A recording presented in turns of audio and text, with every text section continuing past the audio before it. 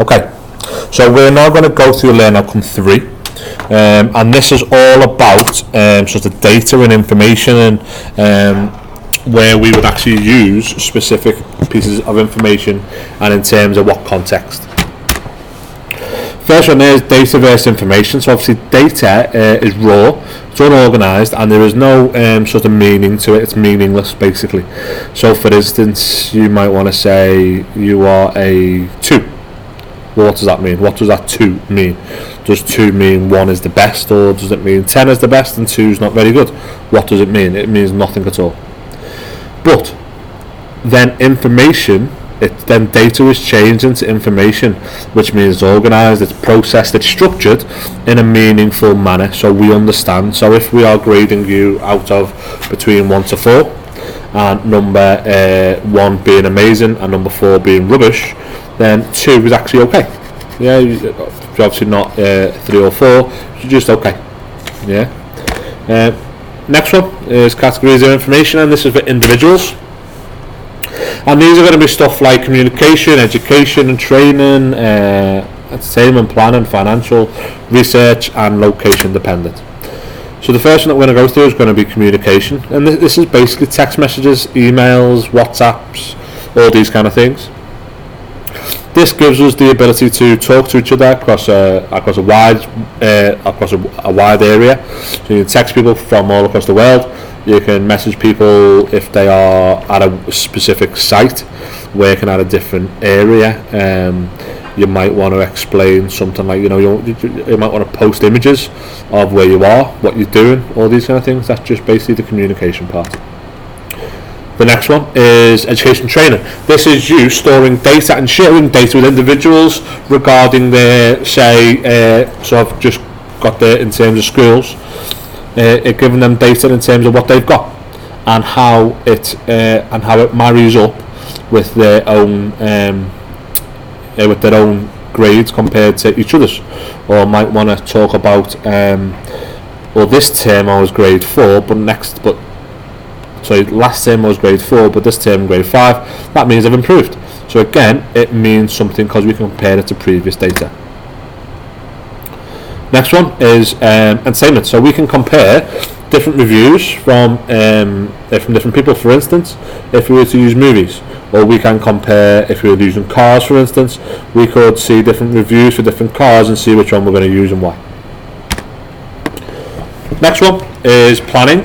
This is going to be you guys using like shared planners, shared Outlook accounts, so you can see what each one's doing. So if you want to book in a meeting, then obviously everyone knows exactly where to go, what to do, and whether or not we can fit the time in. Financial. So this is you tracking your finances from both incoming and outgoing. So obviously 1 month, if you're a little bit skint, then you don't go out as much, compared to if you've got a bit of spare money left over, you might want to treat partners, parents, guardians, whoever.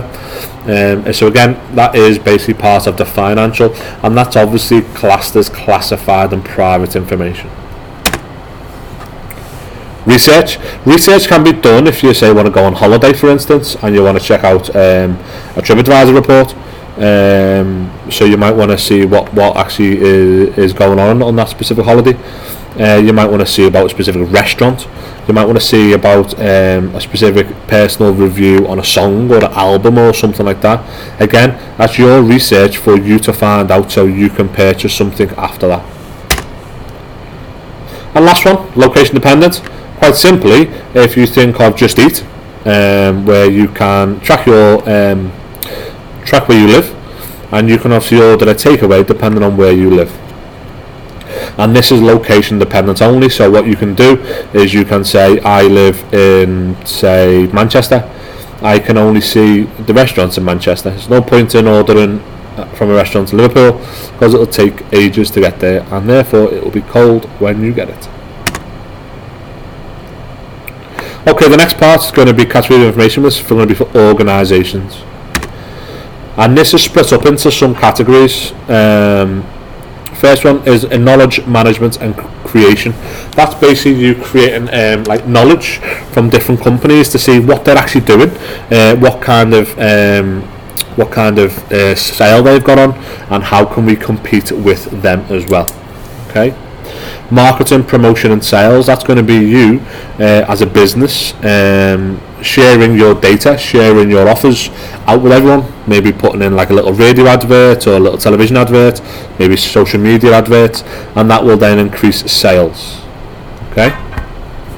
Financial analysis and modelling, so that's us taking what we've earned this year, putting it into a graph and seeing maybe week by week or month by month where we've earned the most and how can we improve, or what kind of intervention we need to make to actually improve our business. Contact management, quite simply, is you managing your contacts. So you as a business managing your contact information, maybe the contact of your employees, all these kind of things. So again, that is the kind of information that these organisations will keep. Next one is decision making. Again, going back to the earlier point, which is the third bullet point down, the decision making comes down from if we are down 1 year, for instance, if we haven't made enough money 1 year, well, why is that? And then we can then look at other people, we can look at what they've done, we can look at how we as a business can improve, and then we might even want to take the business down a different direction to maybe get a bit more of a niche market. So the last one, which is internal external communication. This is basically how can we communicate with the external people. Obviously internal people using professional emails, using this idea of maybe like a shared intranet or that kind of stuff, or maybe an extranet, using sort of like the external stuff, just so people can get private information but externally. So again, that'll be something that might be quite relevant.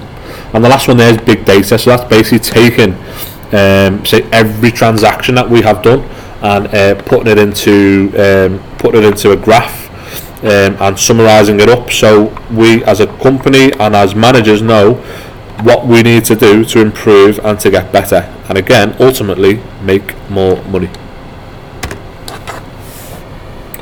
And the last one is MIS.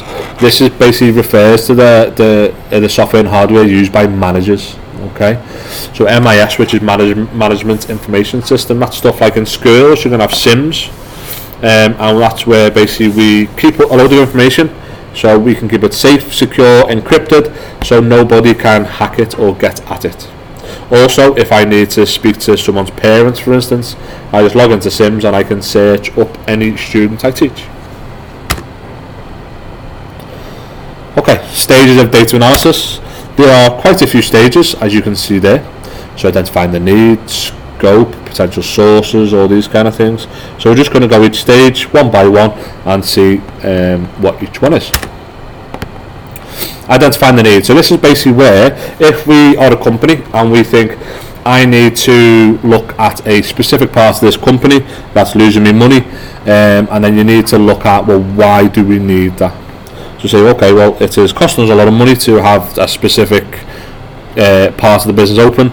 We need to do a little investigation in terms of why we need this part, and see where we can make things better basically for the business. And the scope. So the scope is basically is going to be restrictions for the actual project. If we don't define the scope correctly, then the information that we get might be invalid, or it might not be relevant to what we want. Okay, potential sources. This is going to be where, so when we start looking at the projects, we're going to use a wide range of sources. For instance, we're going to use a wide range of primary and secondary sources.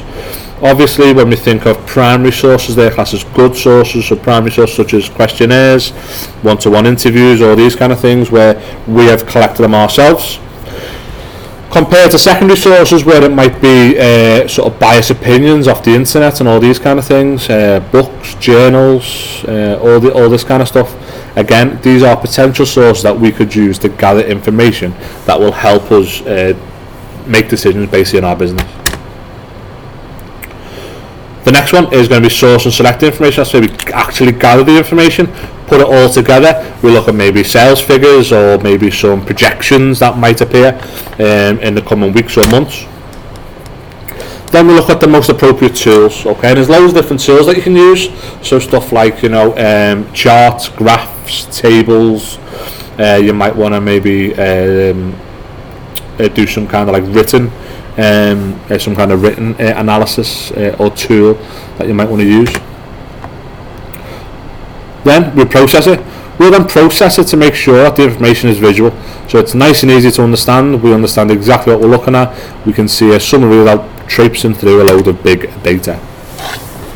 Once it's done, we're going to record it, and then we're going to store the information. We make sure all the information is stored in a hard drive or cloud storage, wherever you want to store it, making sure that's got passwords on, make sure it's encrypted so no one can get it. Then also we can share results. So for instance, in a school, we might want to share results of your exam grades, and they'll be done at the end of, say, maybe each assessment point, or at the end of each year when you get your GCSE results. The next one we're going to go through is going to be data analysis tools. These are the different tools. So data tables, quite simply, understanding patterns, where we can literally separate the data up into columns, so it's easier for us to see, to run queries, all these kind of stuff. The next one is obviously the visualization of data, so making sure that we can see maybe like a little bar chart, so we can see over the course of a year where the peaks are, where the troughs are, and where we need to improve in terms of a company. Obviously, trend and pattern identification, we can only do that by doing comparisons over time.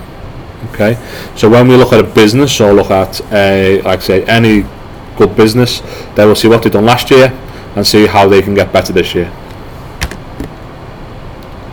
Data cleaning, this is a key word, because when we look at data cleaning, this is the process of obviously getting rid of or improving data that we already have.